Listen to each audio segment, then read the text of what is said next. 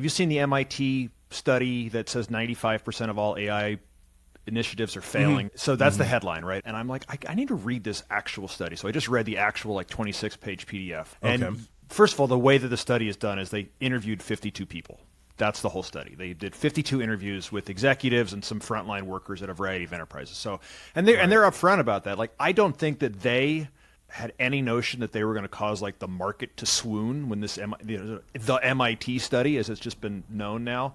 And I looked at like who the people behind it are. Like one person like works for Microsoft. One person like there didn't seem to be like an esteemed professor of something at MIT. It's like part of the MIT Media Lab. And anyway, not to denigrate any of that, because MIT Media Lab is awesome, but like brilliant. I don't think that they had any idea that the markets were going to take this 95% number, which they do highlight pretty prominently in the paper because it sounds like holy shit.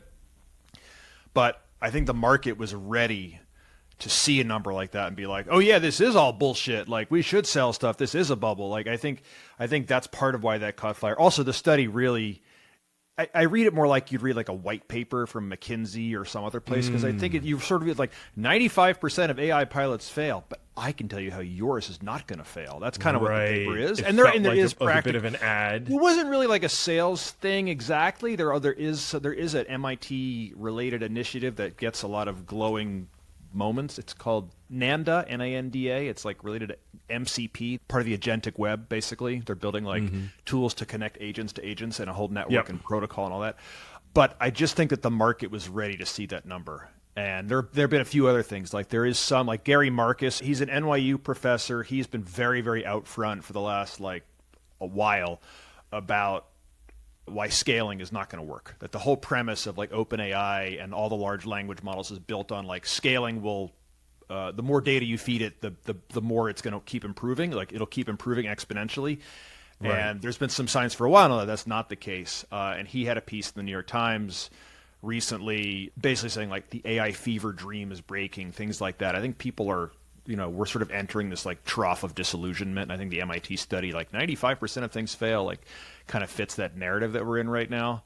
The other person that I'm reading on this is Ed Zitron. He wrote about Cursor, which is the AI-powered coding platform, which relies very heavily on Claude. And he wrote a scenario that I wish didn't sound plausible, but it did sound plausible, which is basically that Cursor is losing a ton of money. Like the unit costs are terrible. It kind of has like a WeWork vibe to it.